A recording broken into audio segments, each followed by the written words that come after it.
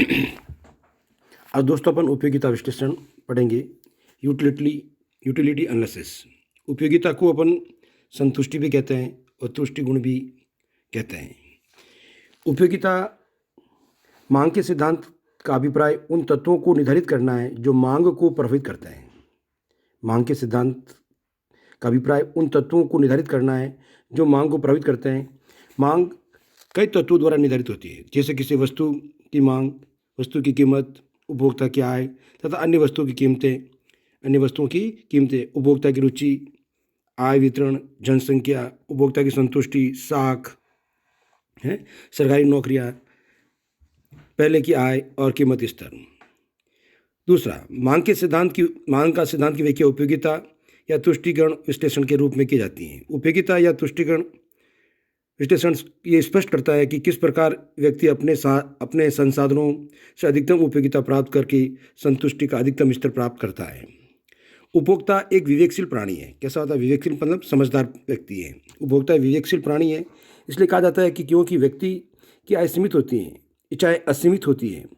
इन सीमित संसाधनों द्वारा असीमित इच्छाओं में किस प्रकार का वो कैसे चयन करता है कि उसे अधिकतम संतुष्टि मिल सके, अधिकतम उपयोगिता मिल सके। उपयोगिता किसी वस्तु के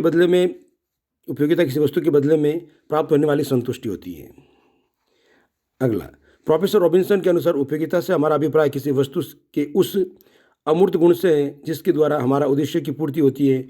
उपयोगिता की माप्यता के संदर्भ में अलग अलग अर्थशास्त्रियों का अलग अलग मतभेद है, तो हम इसमें पढ़ेंगे उपयोगिता कैसे है मापनी है, इसमें पढ़ेंगे। जैसे प्रोफेसर मार्शल ने कहा है कि उपयोगिता मापी जा सकती है। Professor J.R. हिक्स सैमुअल्सन उपयोगिता को एक मनोवैज्ञानिक गुण मानते हैं और वो कहते हैं उपयोगिता मापनीय नहीं है, खाली उसको एक वरीयता या क्रम दिया जा सकता है। तो इसके अंदर पढ़ेंगे अपन उपयोगिता विश्लेषण पढ़े, इसके अंदर अपन पढ़ेंगे उपयोगिता मापनीय, इसके बारे में पढ़ेंगे। प्रोफेसर मार्शल का मत था कि किसी वस्तु के प्रयोग के बदले में हमें जो संतुष्टि प्राप्त होती है वो मापनीय होती हैं। अर्थात प्रोफेसर मार्शल के अनुसार उपयोगिता मापी जा सकती है, उपयोगिता मापनीय है। मार्शल ने कहा कि जो उपयोगिता का मापने का आधार है वो क्या है? मुद्रा है। कैसा है? उपयोगिता का आधार क्या है? मुद्रा है। उसी प्रकार जब प्रोफेसर J.R. हिक्स और सैमुअल्सन ने ये कहा था कि उपयोगिता मापनीय नहीं है, एक क्रमवाचक दृष्टिकोण है, उनको एक क्रम दिया जा सकता है, एक मनोवैज्ञानिक है, इसको महसूस किया जा सकता है, मुद्रा में मापा नहीं जा सकता है। प्रोफेसर मार्शल ने उपयोगिता का गणनावाचक दृष्टिकोण प्रस्तुत करते हुए ये स्पष्ट किया कि उपयोगिता मापनीय है, इसको मुद्रा रूपी पैमाने से मापा जा सकता है, इन दोनों विश्लेषण में उपयोगिता विश्लेषण सबसे पुराना है। 19वीं शताब्दी में प्रसिद्ध अर्थशास्त्री जेबेंस, वालरस, मेंजर ने इत्यादि ने उपयोगिता विश्लेषण का विकास किया था। उपयोगिता विश्लेषण का अर्थ क्या है, जिसको अपन संतुष्टि भी कहते हैं, तुष्टि गुण भी कहते हैं। किसी भी वस्तु का वह गुण जिसके द्वारा मनुष्य की किसी न किसी आवश्यकता की पूर्ति होती है वो उसकी उपयोगिता कहलाती है, तुष्टि गुण कहलाता है, उसकी संतुष्टि कहलाती है। वस्तुओं के इस गुण को तुष्टि गुण या उपयोगिता कहते हैं जिसमें मनुष्य की आवश्यकता की क्या होती है? संतुष्टि होती है। प्रोफेसर रॉबिन्सन के अनुसार कह सकते हैं अपन उपयोगिता वस्तुओं का वह गुण है जिसके फलस्वरूप लोग उसे खरीदते हैं। इसकी जो विशेषता है इस प्रकार है, उपयोगिता मानव की आवश्यकता द्वारा उत्पन्न होती है। उपयोगिता अमूर्त होती है, इसमें नैतिकता का गुण निहित होता है। इस उपयोगिता सापेक्ष होती है और उपयोगिता वस्तु और उपभोक्ता के संबंध पर निर्भर करती है। उपयोगिता के जो भेद हैं दो प्रकार के, सीमांत उपयोगिता और कुल उपयोगिता होती है। सीमांत एक इकाई की जो मिलने वाली उपयोगिता होगी वो सीमांत कहलाएगी, और जितनी कुल इकाइयों का प्रयोग करेंगे उसकी उपयोगिता मिलेगी वो क्या कहलाएगी? कुल उपयोगिता कहलाएगी। सीमांत उपयोगिता किसी वस्तु की एक अतिरिक्त इकाई, जैसे अब मैंने 10 इकाई का प्रयोग किया, उससे मुझे 20 यूटिलिटी मिली, 20 उपयोगिता मिली, और 11वीं करने पर मुझे 21 मिली, तो 11वीं इकाई की उपयोगिता क्या हो जाएगी? 1 इकाई होगी। कितनी होगी? 1 इकाई होगी, तो वो एक अतिरिक्त इकाई हो गई। अर्थात इसकी परिभाषा को समझिए आप, किसी वस्तु की एक अतिरिक्त इकाई के प्रयोग से जिससे उपयोगिता में वृद्धि होती है उसे सीमांत उपयोगिता कहते हैं। जैसे मैंने भी कहा 10 इकाई से मुझे 20 उपयोगिता मिलती थी, 20 यूटिलिटी मिलती थी। उपयोगिता को मापने का एक अंक है हमारे पास यूटिलिटी, और 11 इकाई करने से मुझे 21 मिली, तो 11 इकाई से कितनी मिलेगी? मुझे 11 मिली, 1 इकाई मिलेगी उपयोगिता। एक अतिरिक्त इकाई कौन सी थी? 11वीं, उससे कितनी उपयोगिता मिली? 1। तो एक अतिरिक्त इकाई के प्रयोग से जो हमें उपयोगिता में वृद्धि होती है वो उसकी सीमांत उपयोगिता कहलाती है। इस संबंध में प्रोफेसर बॉल्डिंग ने ये कहा है कि बस किसी वस्तु की मात्रा किसी वस्तु की सीमांत उपयोगिता कुल उपयोगिता में वृद्धि करती है, जो कि उपभोग की एक इकाई के फलस्वरूप होती है। सीमांत उपयोगिता धनात्मक भी हो सकती, धनात्मक होती है, शून्य होती है, ऋणात्मक हो सकती है, तीनों प्रकार की हो सकती है। एक जो जो उसकी उपयोगिता बढ़ेगी तो उसकी धनात्मकता कम होती जाएगी, फिर शून्य हो जाएगी, फिर ऋणात्मकता हो जाएगी। कुल उपयोगिता, सीमांत उपयोगिता का अपन सब जोड़ कर देंगे टोटल, तो क्या है कुल उपयोगिता प्राप्त हो जाएगी।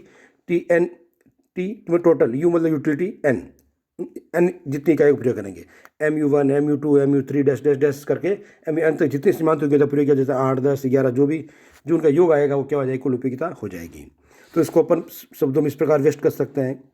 जब उपभोक्ता किसी वस्तु की एक से अधिक इकाइयों का उपभोग करता है तो समस्त इकाई से प्राप्त होने वाली सभी उपयोगिता के योग को कुल उपयोगिता कहते हैं। जब वस्तु की सीमांत उपयोगिता धनात्मक होती है तो कुल उपयोगिता बढ़ती है, तो ऋणात्मक होती है तो कुल उपयोगिता कम होती है। प्रोफेसर मार्शल के शब्दों में अन्य बातें समान रहने पर किसी व्यक्ति के पास वस्तु की मात्रा में वृद्धि होने से जो अतिरिक्त लाभ प्राप्त होता है वह उस वस्तु की मात्रा को प्रत्येक इकाई में वृद्धि के साथ साथ घटता जाता है। प्रोफेसर चैपमैन ने भी यही कहा है, किसी भी वस्तु की जितनी भी अधिक मात्रा हमारे पास होती है उस वस्तु की मात्रा में वृद्धि के लिए हम जितने ही कम इच्छुक होते हैं, तो उसकी वृद्धि क्या होती है, अतिरिक्त वृद्धि नहीं चाहते हैं, तो उसकी सीमांत उपयोगिता क्या होती है, हमारी कमी हो जाती है। तो सीमांत उपयोगिता नियम अपर्याप्त या दुर्लभता वस्तुओं पर लागू नहीं होता दोस्तों, लागू नहीं होता है। जैसे फैशन है, दिखावटी सामानों की उपभोग पर है, यह नियम लागू नहीं होता है। पूरक वस्तुओं के संदर्भ में भी ये नियम लागू नहीं होता है।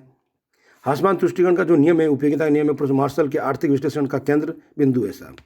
ये मांग के नियम का आधार है।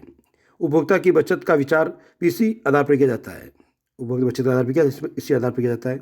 तथा इस नियम इस तथ्य को भी स्पष्ट करता है कि पूर्ति में वृद्धि के साथ साथ मूल्य में कमी क्यों आ जाती है। ये नियम प्रगतिशील कर प्रणाली पर आधारित है, क्योंकि मुद्रा की मात्रा में वृद्धि के साथ साथ उपयोगिता कम होती है। जैसे अमीरों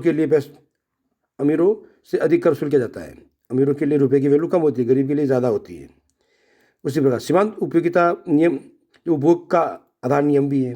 जैसे प्रोफेसर गोस्वाल ने इसी नियम को इसका दूसरा नियम भी कहा जाता है। मार्शल ने इस नियम को सम सीमांत उपयोगिता नियम भी कहा है साहब।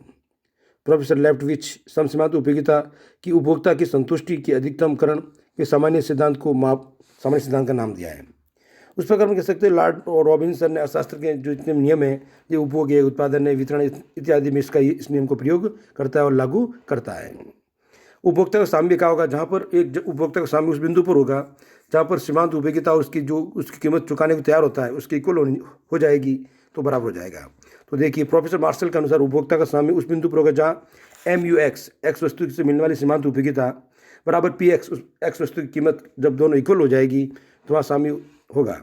तो इसको अपन इस प्रकार लिख सकते हैं, जब एक से अधिक वस्तु है तो एक वस्तु थी, एक से अधिक वस्तु है तो क्या हो जाएगी, MUX बटा PX बराबर MUY बटा PY बराबर MUN बटा PN। मतलब जिस वस्तु की सीमांत उपयोगिता उसके अनुपात में हो जाएगी, बराबर हो जाएगी, तब वहाँ उपभोक्ता साम्य होगा, वरना साम्य नहीं होगा। इस उपयोगिता विश्लेषण के कुछ कमियां भी है, दोष भी है। इसको अपन संख्या में व्यक्त नहीं कर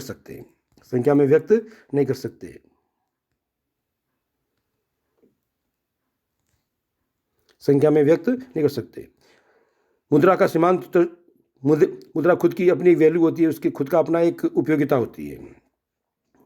उपयोगिता में परिवर्तनशील होती हैं। आय प्रभाव और प्रतिस्थापन प्रभाव को इसके अंदर नहीं दिखाया गया है। वस्तुएं विभाजनशील होती हैं, वस्तुएं स्वतंत्र होती हैं और गिफन वस्तु विरोधाभास होता है। इसलिए इसके ये कुछ कमियां भी हैं, तो इसको अपन आगे देखेंगे जब PG लेवल में आएंगे तब। थैंक यू दोस्तों।